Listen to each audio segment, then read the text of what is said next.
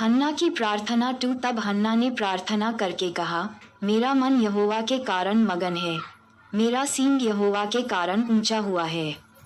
मेरा मुंह मेरे शत्रुओं के विरुद्ध खुल गया, क्योंकि मैं तेरे किए हुए उद्धार से आनंदित हूँ। लूका 1:46-47।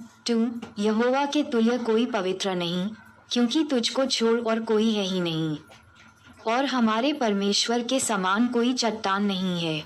3। फूलकर अहंकार की ओर बातें मत करो, और अंधेर की बातें तुम्हारे मुंह से न निकलें, क्योंकि यहोवा ज्ञानी परमेश्वर है और कामों को तौलने वाला है।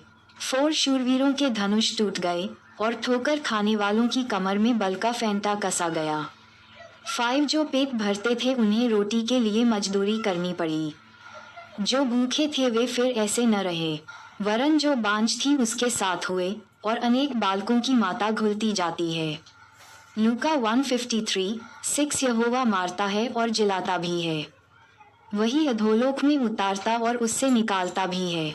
7। यहोवा निर्धन करता है और धनी भी बनाता है, वही नीचा करता और ऊंचा भी करता है। लूका 1:52-8। वह कंगाल को धूलि में से उठाता और दरिद्र को घूरे में से निकाल खड़ा करता है, ताकि उनको अधिपतियों के संग बैठाए और महिमायुक्त सिंहासन के अधिकारी बनाए। क्योंकि पृथ्वी के खंभे यहोवा के हैं, और उसने उन पर जगत को धरा है।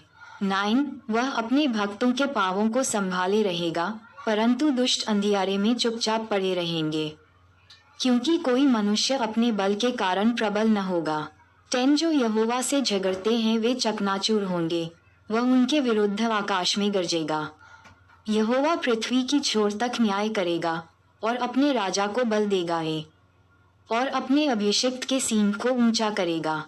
लूका 1:69। 11। तब एल्काना रामाह को अपने घर चला गया, और वह बालक एली याजक के सामने यहोवा की सेवा टहल करने लगा। एली के पुत्र 12। एली के पुत्र तो लुच्चे थे भी, उन्होंने यहोवा को न पहचाना। 13। याजकों की रीति लोगों के साथ ये थी कि जब कोई मनुष्य मेलबलि चढ़ाता था तब याजक का सेवक मांस पकाने के समय एक नोक वाला कांटा हाथ में लिए हुए आकर 14 उसे कड़ाही या हांडी या हंडे या तसले के भीतर डालता था, और जितना मांस कांटे में लग जाता था उतना याजक आप ले लेता था। ऐसा ही वे शीलो में सारे इस्राएलियों से किया करते थे जो वहां आते थे।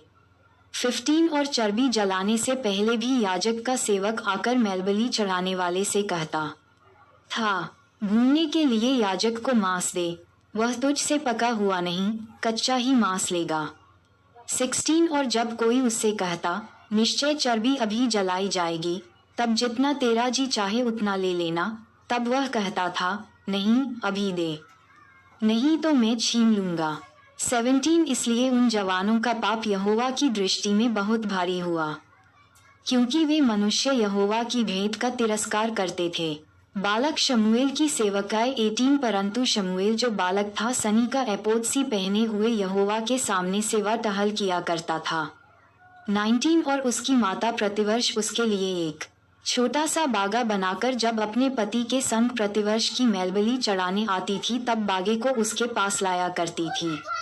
20। एली ने एल्काना और उसकी पत्नी को आशीर्वाद देकर कहा, यहोवा इस अर्पण किए हुए बालक के बदले जो उसको अर्पण किया गया है तुझको इस पत्नी से वंश दे। तब वे अपने यहाँ चले गए। 21। यहोवा ने हन्ना की सुधि ली, और वह गर्भवती हुई और उसके 3 बेटे और 2 बेटियां उत्पन्न हुईं।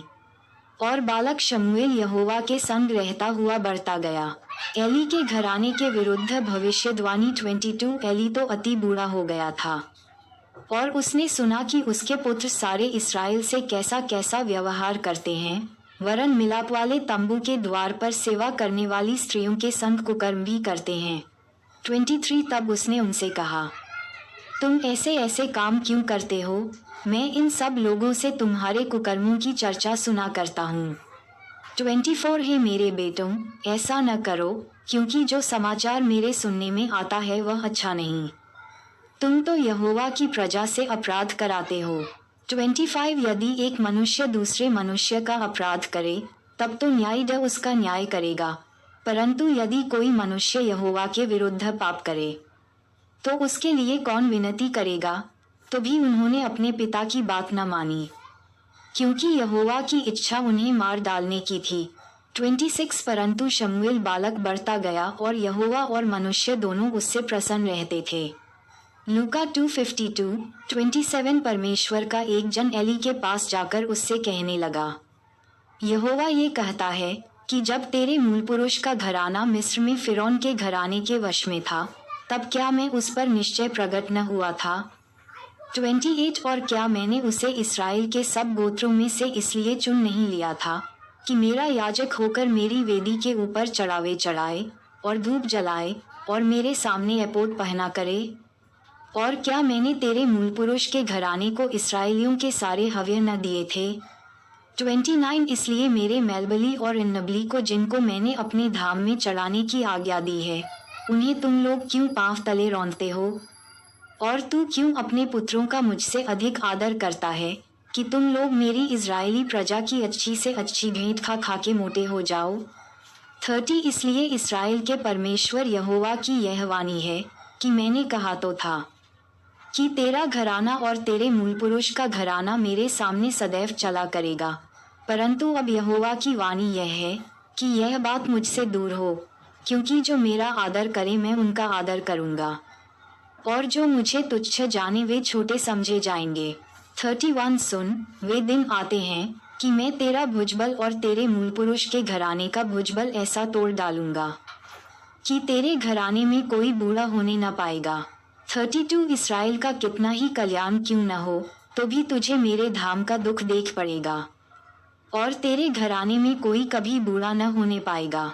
33 मैं तेरे कुल के सब किसी से तो अपनी वेदी की सेवा न छीनूंगा, परंतु तो भी तेरी आंखें देखती रह जाएंगी और तेरा मन शोकित होगा, और तेरे घर की बढ़ती सब अपनी पूरी जवानी ही में मर मिटेंगे।